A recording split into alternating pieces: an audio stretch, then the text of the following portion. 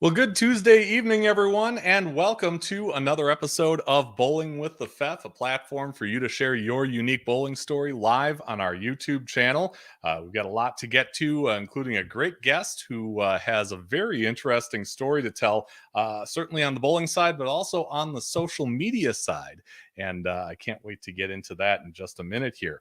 I did want to give a quick congratulations to Brent Prentice, who you may remember from episode 26. He was named USBC Proprietor of the Year. Made that announcement on Facebook a few days ago.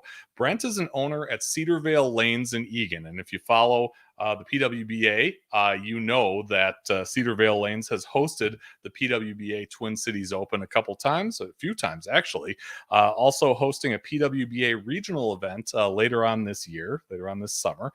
He said that he couldn't have done it without you all, especially our amazing employees. He called it our award and says that he's very honored. So congratulations to him. Brent and I were high school teammates way back when, and I consider him a great friend. So certainly very happy to see him get that award. And it's a great place. If you're ever in the Twin Cities, check it out someday. Looks like our buddy Derek at Flush in the Pocket says what's up. Derek's got a great episode of his show coming up this weekend, Saturday night.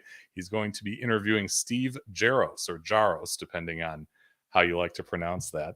But I can't wait to see that. And thank you, Derek, for tuning in live. With an average of north of 1 million viewers, the PBA is calling the 2023 U.S. Open the most watched PBA Tour Finals event on television since the year 2020. If you saw the show or attended in person, you know that EJ Tackett dominated match play, went on to defeat Kyle Troop in the championship match with a clutch 10th frame double to seal the deal there.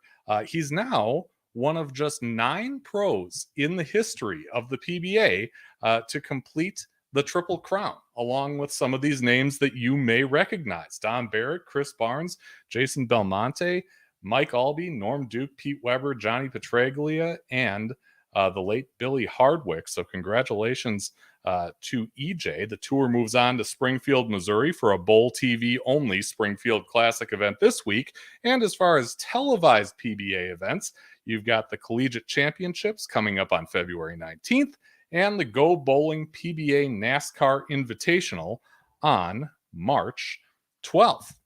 Well, it is that time of year again, and I wanted to put out my annual plea for support for Big Brothers Big Sisters of Northwestern Wisconsin.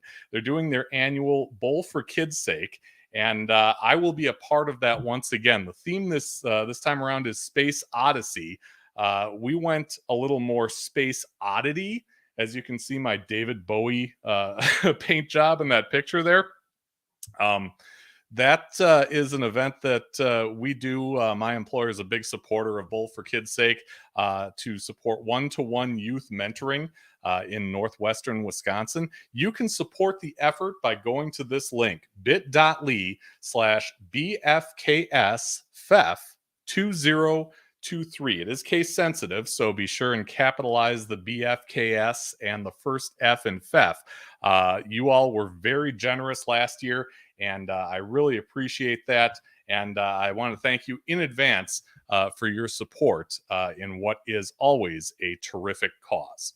Well, a big thank you also to Chip Magnet Salsa. Chip Magnet Salsa, a sponsor of Bowling with the Fef.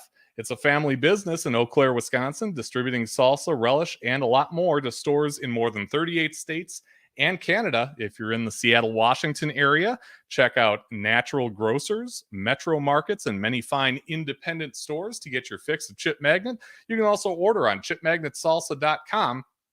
Chip Magnet, raise your snack standards. A big thank you, as always, to Chip Magnet, who has been with us since very early on in the Bowling with the Pfeff run. Well, our guest tonight posted on social a couple days ago that a year ago, she was simply conducting a marketing experiment. What happened was the making of Janel Bowling, a brand that's netted Janel Westerfield of Bellingham, Washington, north of 22,000 followers and success on 2 social platforms. She's also a pretty good bowler as well, so we're going to bring her out here. Janel is joining us again from Bellingham, Washington, and welcome, Janel, to Bowling with the Pfeff. Hi, thank you for having me. I'm very excited for this, and shout out to Brooke the bowler on TikTok because she challenged me to share my story. So yeah, this is Brooke was exciting. a past guest of ours, and yeah, she was really happy, to talk about you and your content, and I am too. I kind of want to start with that. You had mentioned on social, this is like a year for you right now. Yeah. Tell me about the feeling, a year into this. I know for myself, it's gone really fast. But what does it feel like to be in this for a year now? It feels really great. I feel like, yeah, it is crazy. Like it went really quickly. Like I can't believe I've been on TikTok for a whole year now, and I started my TikTok, like you said, for like a marketing experiment because I am in marketing. I do that for my job, and it just kind of spiraled into like me just doing what I love and combining my passion for marketing with my passion for bowling and my passion for creating fun videos online. So yeah, it's pretty crazy. I'm just excited to look forward to this year and the next couple and see how far we can get. Yeah, for sure. When I went down kind of the roster from McKendree when you were there, and we'll kind of get into that part of your story in a bit, but unleashed a few direct messages and kind of got a response from Taylor Bailey, who was one of your teammates while you were there. Yeah. She said, that's so funny that you messaged me about her and her content. She said that she just said to her former teammates, Lauren Pate and Ashley Hathaway, the other day, that she thinks it's so amazing to see you enjoying bowling and creating super fun media around it. That's got to be really cool to know that you're kind of in the conversation now with past teammates and people all across the country and probably the world. Yeah, that's really awesome to hear because, when I think back to my time at McKendree, I was dealing a lot with like mental health issues. And so, which is a reason why I ended up leaving the team. But like hearing that from Taylor, that's awesome. And it does feel good to find my passion for bowling again, because during like college, it was just a tough transition for me. And so I kind of lost that passion. So I am in a better place now, a lot happier. Yeah, the YouTube user named Downtown Cannon wants to say hello. Is that somebody you know? Hello? No, I don't think so. Okay. Well, hello all the same, and thank you, Downtown Cannon, for checking out the show live tonight. With so many of us, bowling content creators out there now, I hate to use the cliche crowded space because we're still in kind of a cool, unique niche, but there's more and more of us. I mean, there's no denying it. Mhm. Do you think the value of doing this is still the same as maybe when you started 6 months ago, et cetera, et cetera? Yeah, I don't see it as a crowded space. I still think there's a lot of opportunity. Like, if someone watching right now is kind of thinking in the back of their head, like they would really want to get on social media, start a YouTube channel, TikTok, and show off bowling and do fun videos similar to what I do. Like, I say go for it. Like, I don't think it's crowded. I like to think that there's still a lot of opportunity there, especially in the bowling industry. Yeah, well said. And that's like a big whew for me because, Yeah. I kind of live for this stuff too. We did get a comment from Lance Hill. Wanted to come and Oh, support. and once. Says Janelle is the best. That must be someone you know.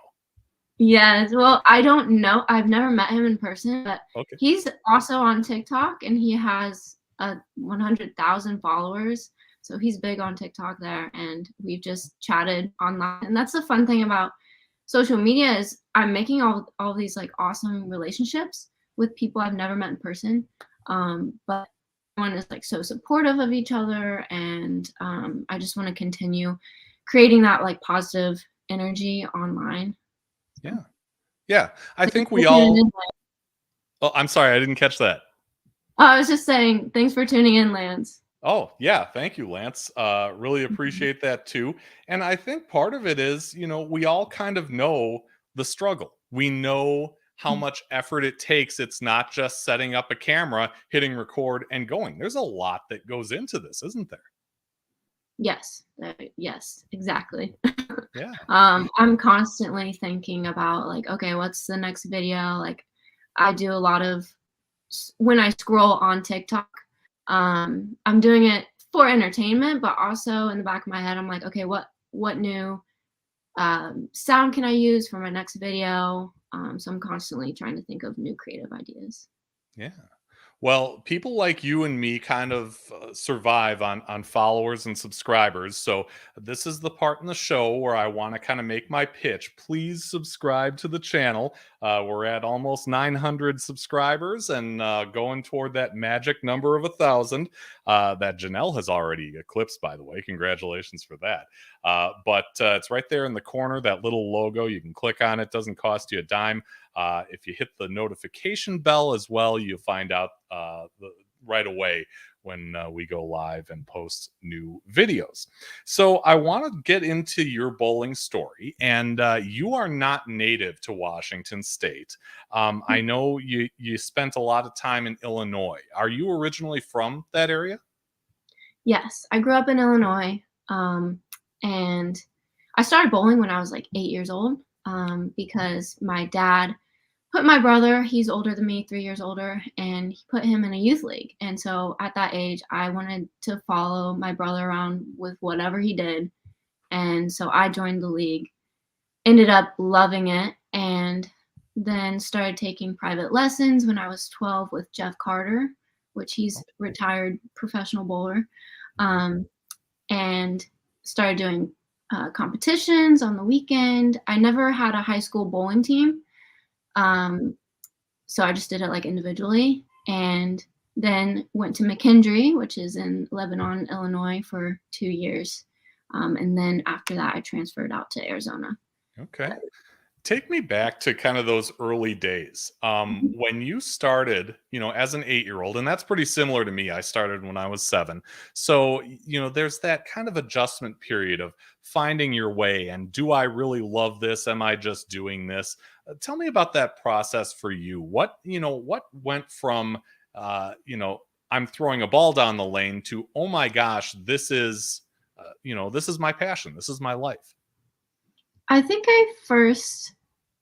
when I started like beating the boys, because there wasn't a lot of, there's still today not as much women in bowling as there should be compared to men, right? Mhm. But back in the day, it was like mainly all boys and I was beating them and so I felt that like thrill and I was so excited like, "Oh my gosh, like I think it just always had this like competitiveness in me." And then, I remember like getting my first ball like drilled to my hand and everything and it was just a lot of fun to meet new friends in the community and so that's when I just thought to myself like I want to stick with this even though there was no bowling in my high school or anything. None of my like high school friends did it. I was traveling though like to Springfield, Illinois and going to league there on the weekends. So uh, yeah. Yeah, good stuff. Barks Bowling says, "Hey Janelle, it's awesome to see you having so much success on social, and so proud of you. Is that someone you know?" That is my boyfriend. There you go. Thank you, Ryan. Yeah, yeah, and thank you for tuning in. That's awesome. Mhm. Derek says that Jeff Carter won the first ever plastic ball championship in Colorado in 2009 for his only title. Derek has seen a lot of telecasts and has seen them multiple times. But I remember Jeff just seeing his success in the Midwest region because growing up in Wisconsin and Minnesota, Yeah. same players, and the tour came out our way every so often. And then Downtown Cannon says he beat Pete Weber.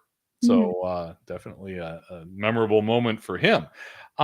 Did you have coaches, as you were kind of making your way, getting more familiar with the sport? Yeah, I worked with Jeff Carter once a week, like through high school up until college, and he taught me quite a bit. He introduced me to the wrist brace that I use. Um, and then in college, I got to work with Shannon and Brian O'Keefe. And so, like, I feel very grateful that I've had those opportunities to work with such accomplished coaches, right? And, like, yeah, they've all taught me so much. And Shannon and Brian, even though I was there for a year and a half, I learned a lot. So I'm very grateful I had those opportunities. Yeah. You talked about some of your individual competition and around Mhm. Chicagoland and Illinois, Wisconsin. There's a lot to choose from. Mhm. So tell me about some of those experiences. What kinds of tournaments you were in as a junior, and how you did with that. Yeah, I just did some of the yeah, I mostly just stayed in Illinois Mhm. and would go on the weekends to different youth tournaments. And my dad, like, that's the thing with bowling. My dad is really into it. I feel like he's like my number one supporter. And so it was always like it was a good bonding experience too with my dad and having that special relationship with him. I feel very grateful. And we would travel to like Joliet, Chicago area, down south, near St. Louis. And I remember, I believe I was like 19. I shot a 299 in a sport shot tournament. It was actually in Springfield, Illinois. And yeah, I was so close to 300. So that's my highest game. Okay. All right. I hate to ask, but what did you leave on the last shot? It was a 4 pin, I think. Yeah. Open. Okay. Yeah. All right. Good deal. It Well, was a good shot. hey, on a sport condition, that's very impressive. So Yeah. no, nothing to be ashamed of. Leaving a 4 pin there. Um, Tell me about junior gold. Did Mm. you go after that? Did you make it to junior gold? What was that about for you in juniors? Yes. Well, I remember specifically, so after my freshman year at McKendree, I was so excited because I was on junior varsity freshman year. Mhm. And so I made it my goal, like, I wanna really, like, make it to varsity team sophomore year. And so junior gold during that summer before sophomore year, I was so, like, committed, like, I had a lot of drive to practice, during my spare time, and I ended up doing really well at junior gold. I think I placed 91st or in the 90s. Okay. Um, and yeah, did pretty well for that tournament. And then, going into sophomore year, I think it's just a tough transition for me if you like aren't have never been on like a team bowling team like in high school. That's where I feel like I just bowled a lot better individually. And so there's a lot of pressure when we had to do like tryouts and I didn't do as well. And so I was on junior varsity again for sophomore year. But yeah, junior gold was such a great experience. Definitely recommend it to anybody. Like if you have the opportunity to bowl at junior gold, like, do it. Yeah, and for context, for people who aren't familiar, we're talking field of hundreds and hundreds of bowlers. So finishing in the 90s is Mhm. pretty darn good. Yeah. Yeah, for sure. Um, did you always have kind of that drive to bowl in college, or was that something that you acquired, later on? Yeah, I knew I would say junior year in high school is when I started thinking about bowling in college. Okay. And my senior year in high school too. So the other sport I did was cross country.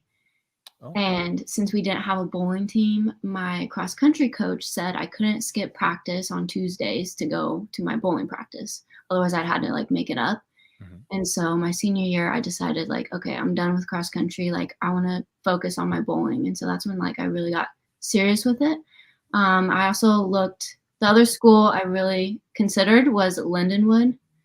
Um, but I went with McKendree because of the coaching opportunity. Yeah. And yeah, I don't have any regrets there. Yeah, for sure. Mhm. What was it like at first to, to jump into you mentioned a team Mhm. environment, not having had that at Mhm. least, in a similar situation before you got to McKendree. Yeah, it was a transition for sure. But it was awesome to finally have people around me that like are bowlers too, because like I said, like none of my friends in high school bowled.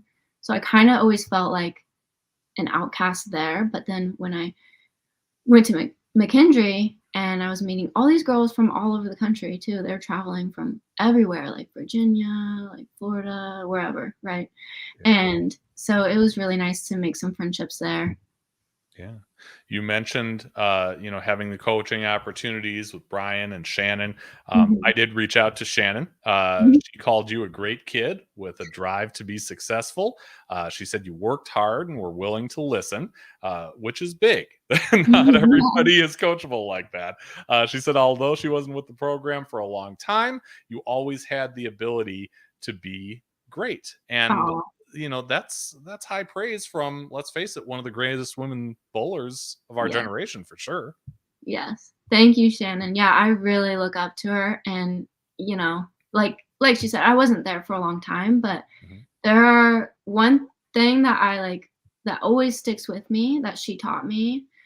Every time I like step onto the approach, I always think be aggressive. And I try to like think about my inner Shannon because she is a powerhouse. Like every time you watch her on TV or in person, like she is always aggressive. And she taught us, like, even if you throw a bad ball, if you're aggressive through your like follow through and release, like there's a chance that it will still be good. Like you could still get 10 back, right? Yeah. So Yeah. I, she taught me a lot of amazing things. Do you think that aggressiveness is, the big part of what makes that team, that program so successful? I mean, they've won so much over the past, let's say, 10 years. Mhm. And, those of us on the outside just say, oh, well, McHenry's always a front runner, a top program in the country. But what's it like, on the inside? What do you kind of realize leads up to that success that we see? Oh yeah, like that program is intense.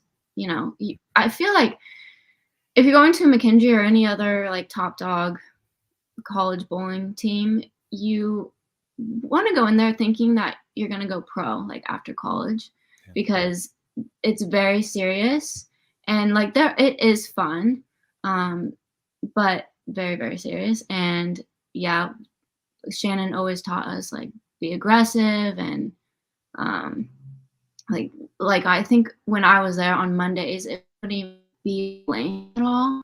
We would just be in the classroom, like learning everything there is about bowling, like all the technical things.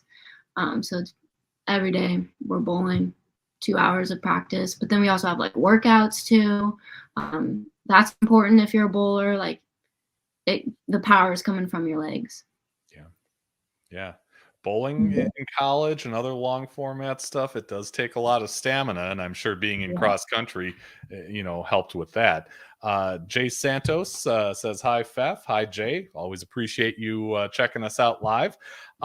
So you mentioned that you left McKendree. Mhm. You went on to Northern Arizona, and do they have a program? Correct? They have a bowling club. Okay. So it's a lot different. It's just casual. Like even if you're not a bowler at all, they encourage people to join the club and we would meet on Saturdays and just like hang out. And that's actually where I learned to have fun again. Because like I said before, I struggled a lot with like having fun. It was so hard for me to make it to practice every day because I just was like dreading it, and I lost that passion. I realized I wasn't bowling for myself anymore. I was bowling like to make others happy. Yeah. And so when I transferred to Northern Arizona, great school, I decided like, oh, they have a bowling club. Like, I'll just join it just to why not and not take it seriously. And there were some tournaments that we did, but like we were down on the bottom, like last place, but I didn't care. I was like, I'm having fun out here. And Yeah. so that's when I think of my brand online with TikTok and my YouTube, I'm always telling my audience like, remember to have fun. That's the most important. Life is too short to be so serious all the time. So that's my brand there. Yeah. Yeah. Jeff DeMorest, who's been on the show, wants to say hey. Hi, Jeff. He's in that Washington area as well, and of course the brains behind tournamentbowl.com, which is Yes. a great deal for tournament directors. Check it out. You can watch the previous show if you're not aware of him or his story or Tournament Bowl, in general. He described you as a really squared away bowler. And I love that description because squared away isn't something that I hear a lot, but Yeah. to me it kind of it kind of shows that you've got it together. You know what you need to do and how to go out and do it. Um, tell me about Jeff and knowing him and all that. Yeah, I met Jeff just this last year because I got back into bowling, like taking it more seriously, joining a league, doing tournaments February 2020 when I started my TikTok. So I haven't known Jeff for very long, but like I bowl league with him, and everyone in my league is so positive and supportive. Jeff is one of those people, like he is awesome. He always has a smile on his face, I feel like. And yeah, thanks for tuning in, Jeff. It's good Yeah. to see you. Yeah, always good to see him, like I said, doing great things for tournament directors around there. So Mhm. that's admirable too. So you mentioned kind of that period where you didn't bowl for a while. Tell me about like what brought you back into it, and was it one of those deals for you where it was like riding a bike, or did it take some effort to kind of get back to where you were? Yeah, so when I think back to when I took like a couple of years off, that was also during COVID, so a lot of people I couldn't. Um, I was struggling with my mental health, and my dad actually would call me and say like, "Hey, like I think it would be really good for you if you just like join a league." Because all I was doing, I was working at home every day. Like I didn't do anything else. I was very isolated. And at first, like he said it multiple times. I'd be like, "No, no, like I don't like bowling. Like I hate bowling." I had such a negative attitude about it. And then finally, like I was just in a bad spot. I was like, finally, like, okay, I need to go out, join a league, just meet some people, just get out there, be social. And I'm so happy I did. It did take a little bit for me to get back in the groove. I felt like my timing was really off. So, but I think, this past year, I've bowled the most I've ever bowled before. Like being in a league, I'm bowling once a week, but then doing tournaments like twice a month, just local. And I feel like just getting out there and bowling helps me helps my game tremendously. Even though I work with Carl Nichols, he's a USBC certified coach in the area. I work with him like every once in a while, but it's not consistent. But yeah, like I feel like my game is the best it's been Yeah. just from It, bowling so much. is there a particular reason why you ended up in Washington State? Was it for a job? No, it wasn't for a job. It was because my ex at the time, we decided to move to Washington. He was from this area. I fell in love with the area. Like it's so in the winter it's rainy, but the summers make it worth it. It's so beautiful out here. If anyone else is from the Pacific Northwest, they know. Yeah, that's awesome. Mhm. Last year, you kind of took the plunge and bowled in a PWBA regional. Tell me about that. Yeah. What made you decide to do it, and what was the experience like? Yeah, so I got some encouragement from Carl Knowles, like I mentioned, the coach in this area. He kind of pushed me to go for it. And I went in there thinking like I had the only expectation I had was to bowl my very best. Because it's nerve-wracking bowling in your first PBA regional, right? And so, yep, there's me. And it was great. Like I actually finished ninth place. Um, so I feel like I did bowl my best. There was one game where I bowled really bad. I was on pairs like 1 and 2. And you know how my trail leg swings out really far.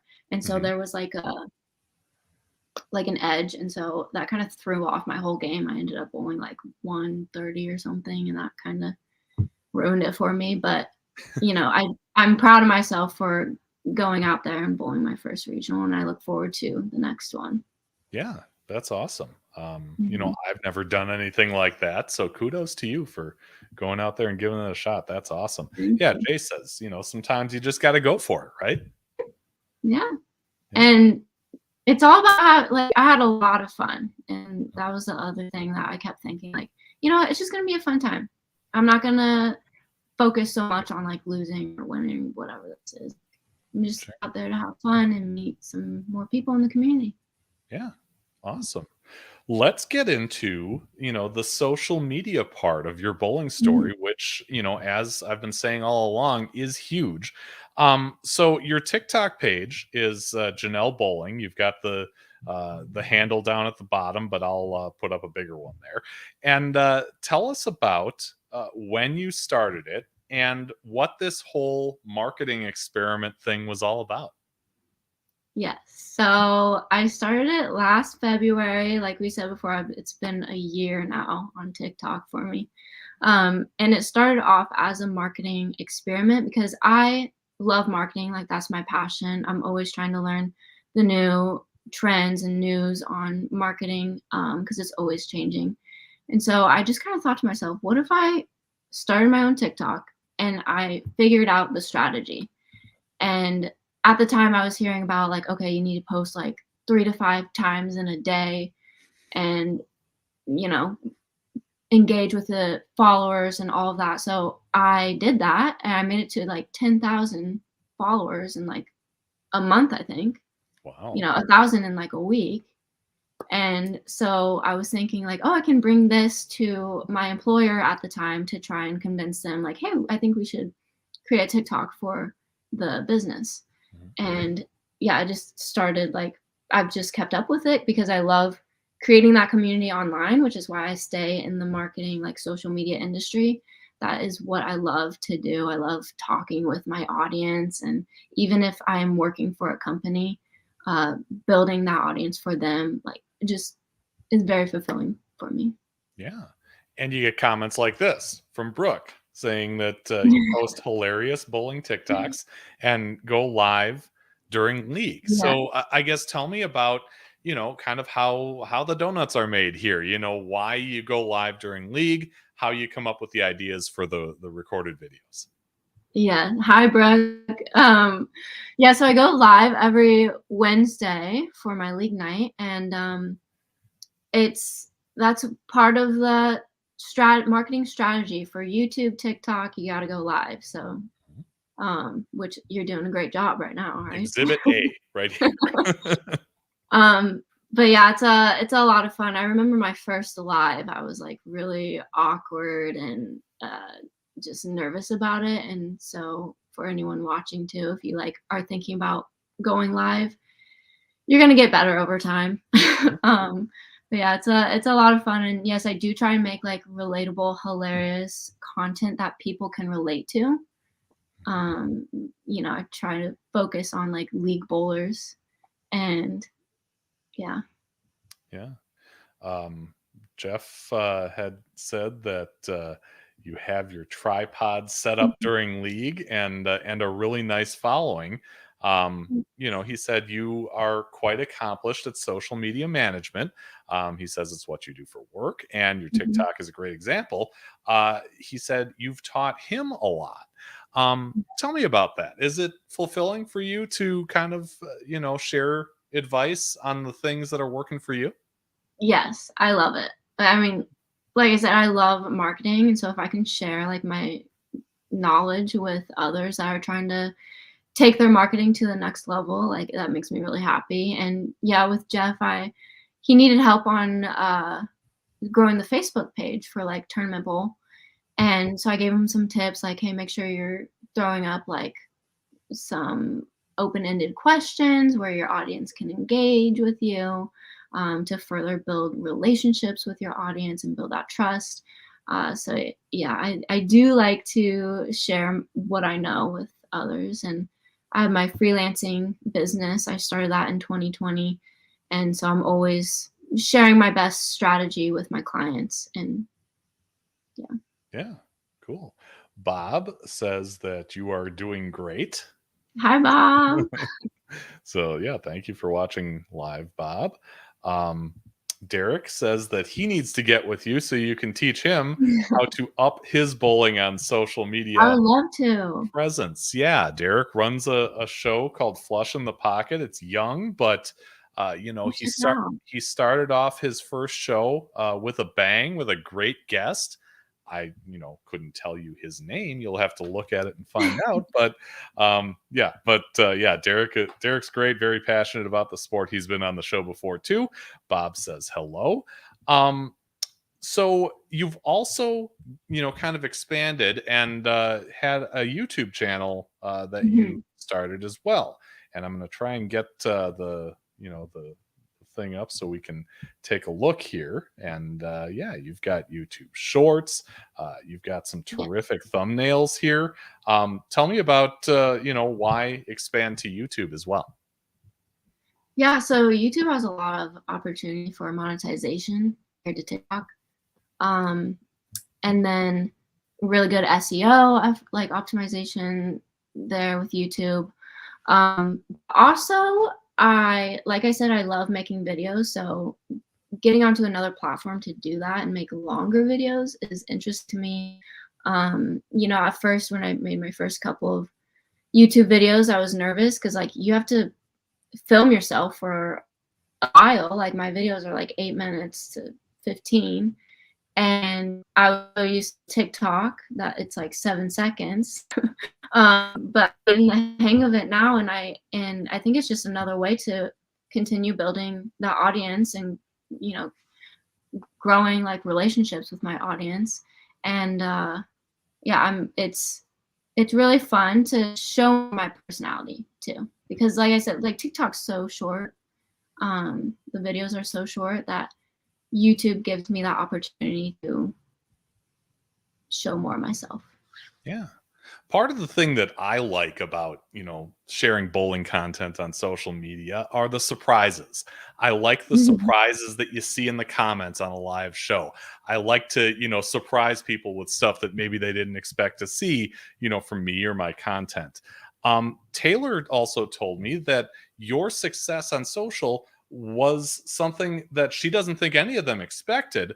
She Mhm. surely didn't expect it, but she says it goes to show you don't necessarily need to be a professional in order to get a good following, and that she Mhm. loves to see you succeeding. She said she didn't, have much experience or interaction with you while bowling at McKendree, but she did love you as a person. And to her, you seemed so strong and influential, and your personality was just magnetic. And that obviously shows on social. That is so sweet. Thank you, Taylor. I really appreciate it.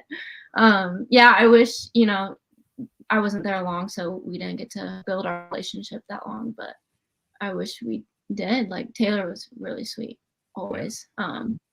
But yeah, I do the key to social media is being yourself and being authentic. So I always try and remind myself that like just be your true self and Mhm. people will follow. Yeah.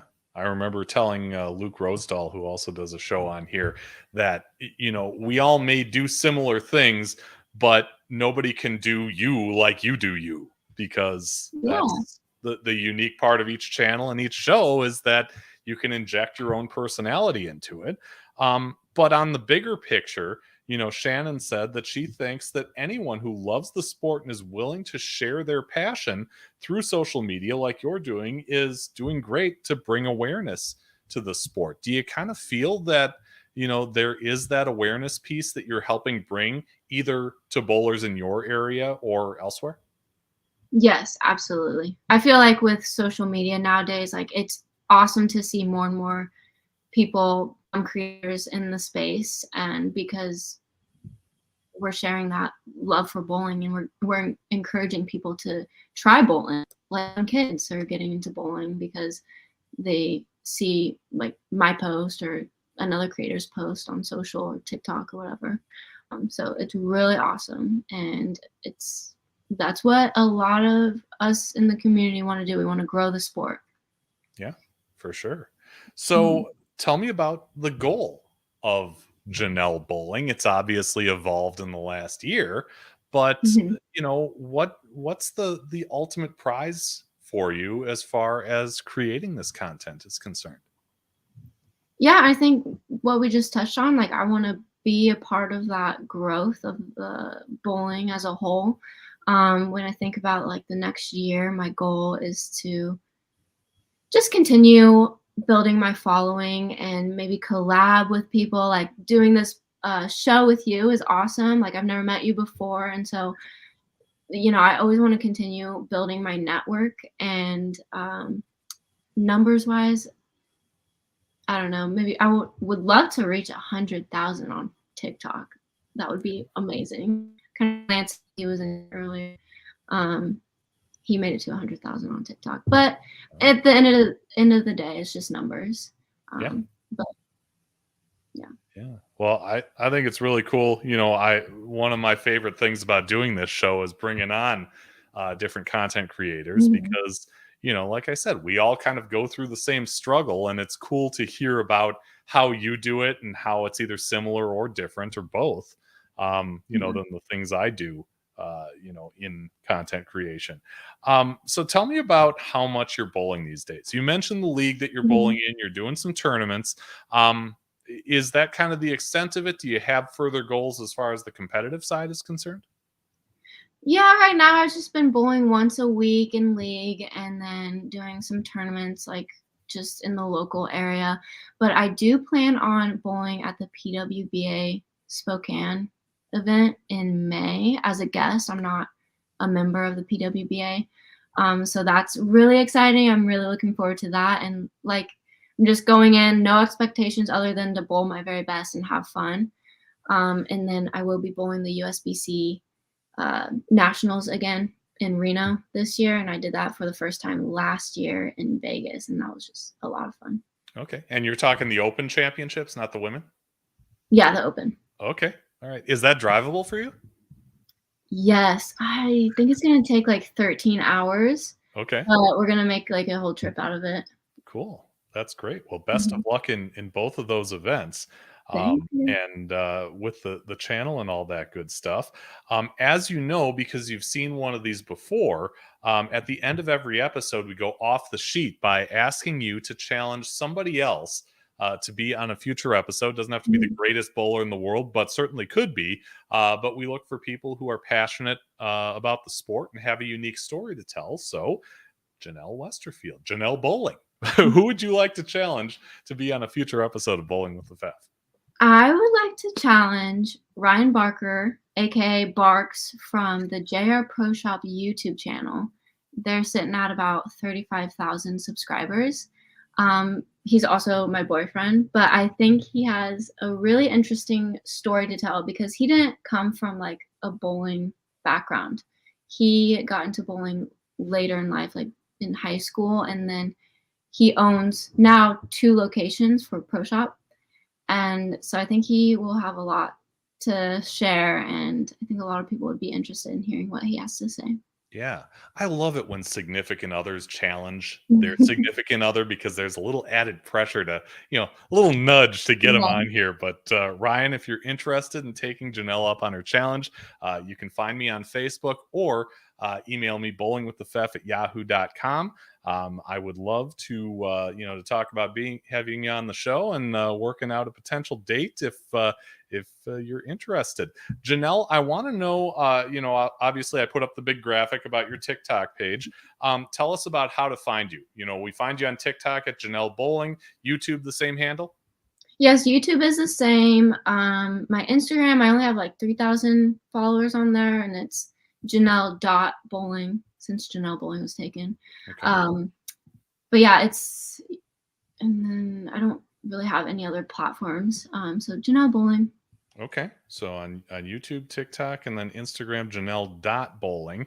Mhm. And you mentioned your freelance business, your consulting. How do Mhm. people get in touch with you if they're interested in finding more about that? Yeah, you can shoot me a message. I have a business page. I'm not active on it a lot because my focus is like the bowling pages, but I have a website and it's Janelle Christine, so my middle name.com. So that's my freelancing.